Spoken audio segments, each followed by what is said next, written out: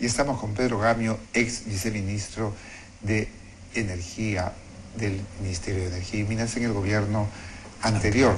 Bienvenido, Pedro, para conversar a tus órdenes sobre los temas que son de tu competencia. La idea es, ¿cuál esperas tú que sea el mensaje de Fiestas Patrias en el tema de energía y de repente también de minas, si es posible? Bueno, creo que estamos frente a una encrucijada muy importante. Ya es de todos conocido que están disminuyendo los ingresos del país por la exportación de principales productos, básicamente minerales. Entonces ello obliga a ser más competitivo y a enfrentar los nudos gordianos, esta suerte de barreras a la inversión que en verdad crean sobrecostos. Hace 2 días un importante dirigente empresarial del sector eléctrico decía que no es que vaya a faltar electricidad, pero el hecho de que no se disponga del gas en la costa, donde se da el mayor consumo por el retraso del sistema de transporte, podría incrementar la tarifa entre 30 y 40%. Es bastante, ¿no? Y eso evidentemente afecta no solamente al hogar de los peruanos, a las casas, a las viviendas, afecta también la competitividad de la industria, incluso la propia minería. Ve en el Perú una ventaja el hecho de que la energía tenga precios menores que en otros países, y esta situación empieza a revertirse es un factor en contra. Ahora, ¿cómo evitar eso? Hay varias medidas. La medida, creo, más importante es que el presidente diga: no vamos a dejarnos vencer por la dependencia al diésel. No vamos a seguir adelante en esta tendencia de hacer del diésel el principal combustible del Perú, cuando no es lo más conveniente para diversificar la matriz. ¿Cuál es el porcentaje de uso del diésel? Estamos hablando de 3 puntos más que el gas natural. Es decir, ambos están en más o menos 30%, 34, 35%, pero el caso de la dependencia del diésel, de haber duplicado nuestras importaciones de crudo y básicamente diésel, de 2.500 millones de dólares en 2008 a 5.000 millones de dólares de lo que va del presente año, significa verdaderamente un retroceso. Teniendo el gas. Teniendo el gas. Entonces, ¿cuál sería la propuesta? La propuesta es hacer un ducto virtual en el mar, es decir, llegar a un acuerdo con el consorcio en cuanto al proyecto de exportación y permitir que el país adquiera gas natural liquefactado. Esto sería definitivamente una ventaja que es, en el tema económico, sustancial. En lugar de pagar casi $200 o a veces más por megavatio hora con el diésel por las plantas estas que se llaman de reserva fría, pensar en potenciar el norte y el sur del país con un sistema por el cual haya unidades modulares de regasificación a las que llegue el gas por un barco metanero en el mar. Volver al cabotaje. No el sistema de cabotaje, no, es decir, si un barco se va cargado de gas, se mueve alrededor de la costa y va dejando en los principales puertos para... No es volver, porque siempre hemos mantenido ese sistema de cobertura de los líquidos por el mar. Lo que habría que hacer es utilizar un combustible más limpio y más económico para el país y ganar en este concepto tan importante, seguridad energética. Ese es un tema. El otro tema es enfrentar la principal causa de maltrato a la calidad de vida en las ciudades del Perú, que es el transporte. Anunciar el bono del chatarreo. Con 50 millones de dólares anuales podemos retirar de una manera eficaz la chatarra, tanto vehículo que hoy causa trastornos en el transporte, causa contaminación y nos amarga la vida. Entonces, allí tendríamos un avance sustancial, y mirar varias líneas de acción que impliquen que no solamente Lima e Ica se beneficien, sino todo el Perú. Ya hay, por ejemplo, países vecinos donde no puede llegar el gas natural, se incentiva el uso de vehículos híbridos. Lo importante es modernizar la flota vehicular.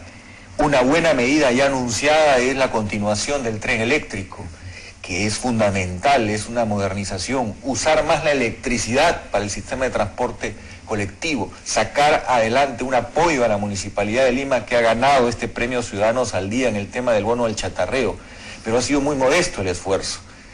El retirar combis y unidades viejas en transporte público y utilizar el gas natural resulta algo que va a significar para economía y finanzas reducir el presupuesto de salud pública, porque va a haber menos personas que se enferman por este problema. Otro aspecto importante que ya hay una buena señal es la nueva subasta de energías renovables alternativas, que se está orientando a pequeñas hidroeléctricas y a la biomasa. Ahí en la biomasa habría que distinguir, no es lo mismo el poder calórico del bagazo de caña que el poder calórico de la cascarilla del arroz. Lo que se recomienda técnicamente es que haya subastas diferentes, porque si hacemos competir a todos los tipos de biomasa en el mismo concurso, la que tiene mayor poder calórico va a tener la ventaja y vamos a perder oportunidades de diversificar el potencial en biomasa, donde ya el Perú ha empezado un camino con la utilización de la basura, pero falta... Pero es muy poco lo que se usa de los residuos. Todavía sí, todavía estamos hablando de un horizonte de 8.5 megavatios, cuando podemos llegar a 60 megavatios utilizando la basura de las principales ciudades del Perú, y eso es importante. Otro tema que no debemos descuidar son las licitaciones especiales para hidroeléctricas. Licitaciones especiales para hidroeléctricas donde estamos retrasados. Es decir, el Perú perdió una década entera cuando se suspendió el otorgamiento de concesiones hidroeléctricas porque se creía que el Perú debía apostar todo al gas. Y eso era un error. Ya hemos alcanzado... ¿En qué momento se tomó esa decisión? El año 1998. Sí, y eso nos causó ¿Por qué? Porque la estrategia del Perú es diversificar el cóctel de tecnologías y no solamente apostar a una. Más aún, si tenemos que tener un manejo eficiente e inteligente del gas, que es un recurso no renovable, hacer que tenga una vida útil más larga, y para eso hay que utilizarlo en transporte, en industria y en hogares. En hogares, el tema crucial es llegar a la meta de 100.000 conexiones por año. Sería estupendo, ¿no? Estupendo, porque los hogares pagarían la mitad de lo que hoy pagan en el recibo de luz, y el Perú ganaría en economía, que significa recursos que se pueden orientar a... un crecimiento del PBI. ¿Cuánto calculas tú que podría implicar si se generaliza el uso del gas en los hogares con rapidez? No, definitivamente Camisea significa 1% del Producto Bruto Interno. Pero necesitamos hacer que no se pare este proceso de conversión, de diversificación de la matriz. Y es más eficiente utilizarlo en transporte, utilizarlo en hogares, en petroquímica. La petroquímica está parada por varias razones, pero la principal es que no se le ha dado gas. Los 3 proyectos petroquímicos que estaban en marcha no tienen el gas, a pesar de que hubo un compromiso. Entonces ese es un tema que se debe corregir junto con el otro aspecto. ¿Cuál es? Que la presencia del gas de esquisto, del shale gas en el mercado norteamericano, ha hecho inviable económicamente algunos proyectos petroquímicos en el Perú. Entonces tenemos que, mediante un mecanismo transparente, buscar un precio del gas usado para petroquímica que sea competitivo, que sea un aliciente para el desarrollo del valor agregado en el gas natural. Me explico, la petroquímica del metano puede darle 6 veces el ingreso que obtenemos vendiendo el gas como materia prima.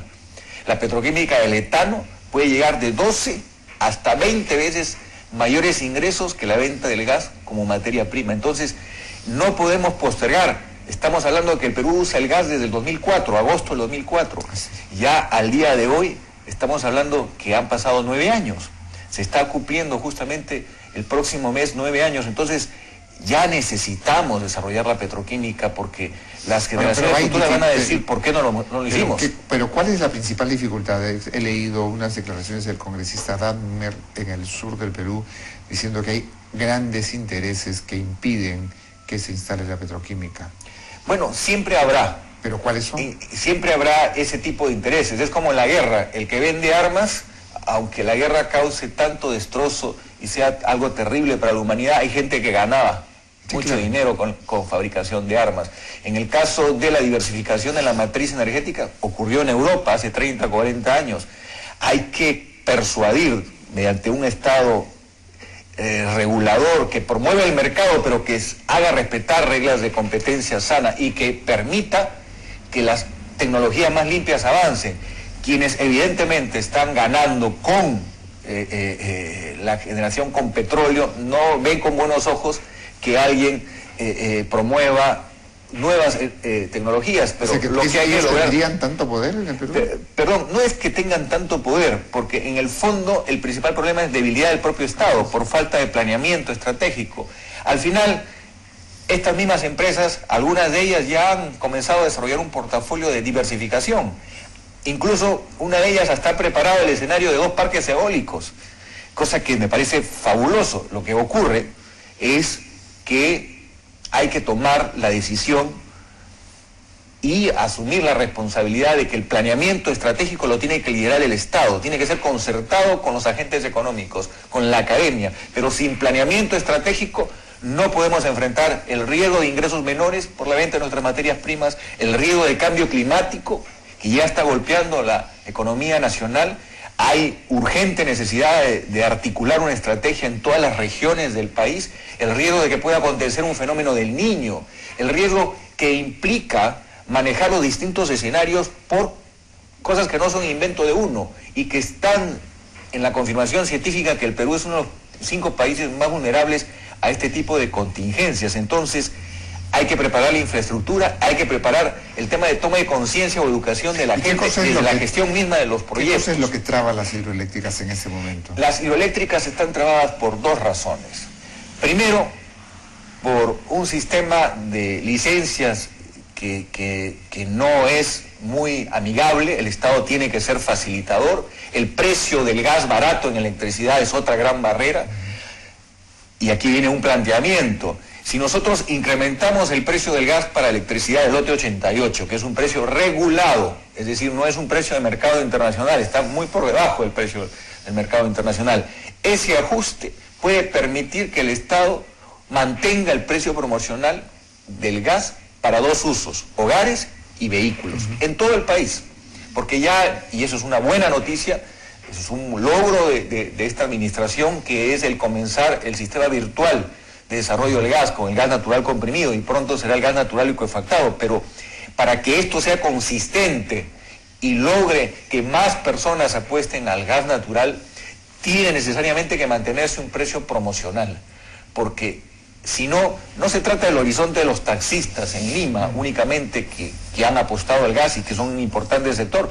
Hay 230.000 autos que se adquieren cada año, y el porcentaje a gas natural o sistema dual es solamente 7%, y ha bajado a 6-5%. Entonces necesitamos allí mantener el precio promocional. ¿Y cuánto representa el gas natural vehicular del total del gas que se produce y que vende el consorcio? 4%, 4.4%. No es nada. Si corregimos el factor precio del gas para uso eléctrico, donde ya hemos llegado a más del 40% de oferta en el sector eléctrico a base de gas en el país, y lo orientamos bajo un sistema que el mundo entero se conoce como los subsidios cruzados, pero en realidad todos los precios regulados están por debajo del mercado. Entonces, no estamos creando un factor artificial, porque el costo del Estado en salud pública, fundamentalmente por contaminación de petróleo, de lejos hace que sea una inversión sostenible.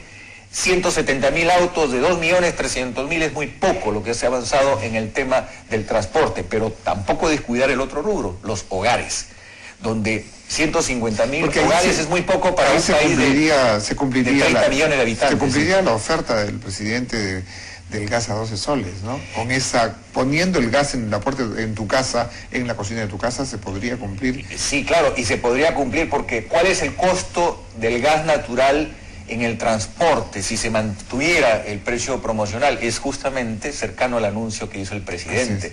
Entonces, a mí me parece eso importante. Es decir, no el GLP, porque el GLP tiene un factor de riesgo. Tenemos en GLP el 3% de lo que tenemos en gas natural.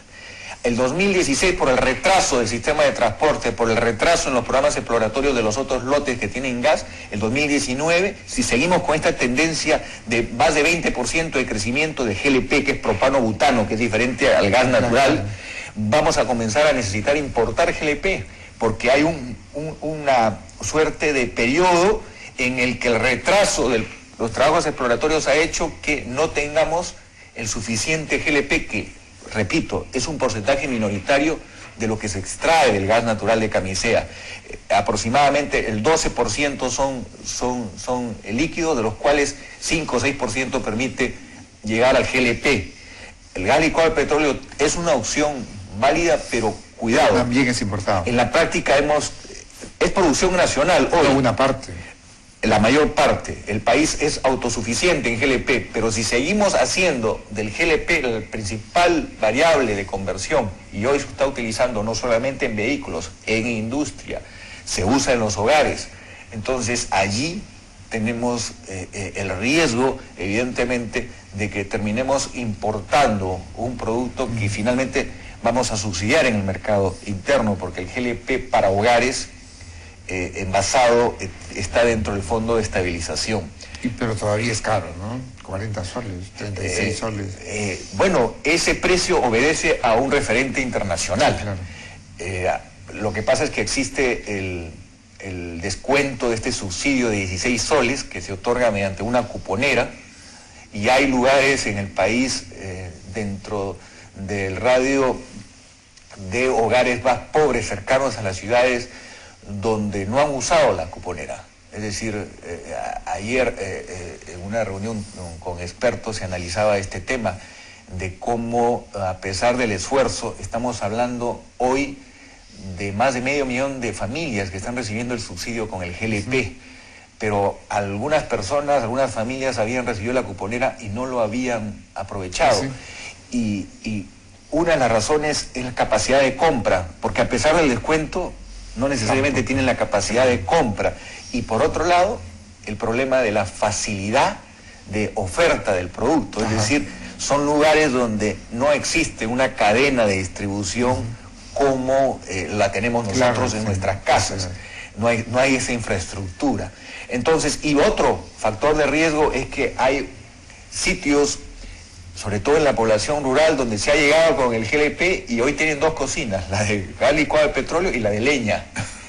Entonces, definitivamente, acá hay un trabajo importante y el FICE lo ha hecho con un distrito de Huancavelica, que es un estudio técnico integral del potencial. ¿Qué cosa es el FICE para los...? El FICE es un fondo que, aprobado por ley en este gobierno, que permite tener unos recursos para 3 objetivos: crear infraestructura para desarrollo del gas, promoción de acceso a la energía, sobre todo en el sector rural, y eso se tiene que hacer con energías renovables alternativas, y también este subsidio del GLP. Todo se hace con el FICE, que se basa en un cargo a las ventas brutas que hacen los mayoristas, y también afecta el mercado eléctrico y afecta el transporte tanto de líquidos como de gas natural. Hay unos porcentajes específicos. Este fondo nuevo tiene que ser usado con mucha eficiencia, porque no se trata de dar un mensaje de regalar el pescado, sino se trata de creación de oportunidades y hacer que los actores del mercado rural o de los barrios más pobres en la periferia de las ciudades se incorporen gradualmente al mercado, construyendo capacidades. Y ahí viene un tema: la operación y mantenimiento de todos estos sistemas, y se ha hablado, por ejemplo, de pasar de 85% a 92% el coeficiente de electrificación nacional. Una gran barrera, ¿sabes cuál es, mi estimado Osvaldo? Es que la mayor parte de personas de estas zonas no pasa del nivel de escuela primaria. Entonces, esa es una barrera para la operación y mantenimiento de un sistema fotovoltaico. Se ha anunciado 500.000 de instalaciones, una meta muy agresiva, pero cuidado, no se trata solamente de instalarlo, se trata de trabajar con el operador privado que va a estar a cargo de esta suerte de concesión de 20 años con una tarifa asegurada, el tema de operación, mantenimiento y usos productivos de estos sistemas. Y eso pasa por la variable educación, donde el Perú tiene mucho que hacer. Por ello es que Energía tiene que trabajar de la mano con los otros sectores, porque la política tiene que ser transversal para ser eficiente. Ahora, ¿cuál es tu evaluación de la política energética en este momento? Bueno, ha habido errores que se están corrigiendo.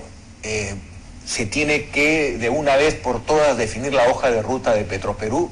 Petroperú no puede cada mes anunciar una nueva inversión y al final todo quedar en nada. Necesitamos que Petroperú optimice la gestión del lote 64 que ha recibido, donde hay reservas ya descubiertas.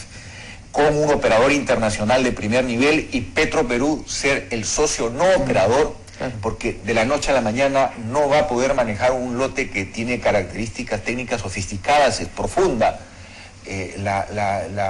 Los pozos donde se ha encontrado el recurso. Entonces allí hay que trabajar un Petroperú que afiance su manejo corporativo. Este ingreso a la Bolsa de Valores sería un anuncio realmente importante, que el presidente diga que Electroperú y Petroperú en un porcentaje que puede ser entre el 10 y el 20% empieza a ir hacia un accionariado difundido, es decir, hacer que Petroperú y Electroperú desarrollen asociaciones público-privadas. Ese es otro gran tema, el destrabar la posibilidad de que en el país haya asociaciones público-privadas en tareas fundamentales como es la generación de infraestructura y cumplir de manera eficaz con eso que se anuncia en el papel, que es que el 2.5% del Producto Bruto Interno se destina a infraestructura.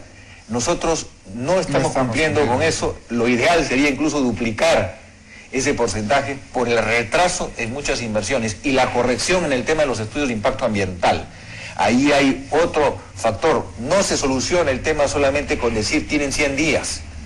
El problema de fondo es que hay una sobrecarga, que no hay un tratamiento prioritario y no hay un equipo multidisciplinario de primer nivel. Y no es posible que se pague una tasa para un proyecto de 1.500 millones de dólares con una UIT, con técnicos que yo valoro su buena voluntad y su esfuerzo, pero que no tienen necesariamente ni la remuneración, ni necesariamente todo el expertise. El Perú necesita los mejores profesionales para tener ese estándar internacional competitivo en materia ambiental, en la evaluación de proyectos que para el país van a significar trabajo, van a significar oportunidades para muchos peruanos.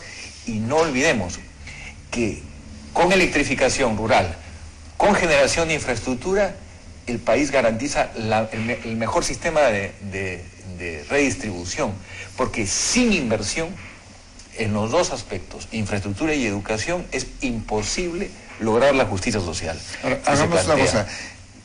¿Cuáles serían los grandes anuncios, si fueran tres? A ver, ¿cuáles serían los tres? El principal anuncio para mí sería corregir la distorsión de que el diésel sea el principal combustible del país. Esa sería una medida de gran impacto, pero con sistema de monitoreo y en la medida de lo posible buscar mecanismos de diálogo y concertación con la academia y la empresa privada para empujar una agenda priorizada de proyectos. El ducto virtual con un barco metanero en la costa sería un anuncio importante. El bono al chatarreo sería otro anuncio. Seguir adelante con este tema de la segunda línea del tren eléctrico y también el tema del metropolitano y repetir esta figura en las otras ciudades del interior del país. Eso ayudaría. El utilizar el Carelec, que es un fondo educativo creado hace 5 años en el sector energía, orientarlo hacia la formación de capacidades técnicas, trabajar con el SENATI, con Sensico, con los institutos tecnológicos privados. Incluso hay uno que se ha vuelto universidad hoy en día. ¿Para qué? Porque las decisiones políticas tienen que tener soporte técnico y la beca 18 tiene que aprovecharse con sentido productivo. Es no solamente esperar que vengan los estudiantes después de un estudio de posgrado en el extranjero o en universidades nacionales, sino también apoyar el nivel técnico, porque el nivel técnico tiene una respuesta eficiente en el corto plazo. Y es allí donde hay que trabajar muchísimo. Muy bien. Estuvimos con Pedro Gamio, tan apasionado como el Misti, un arequipeño de pura cepa, pasión e inteligencia. Nos vamos con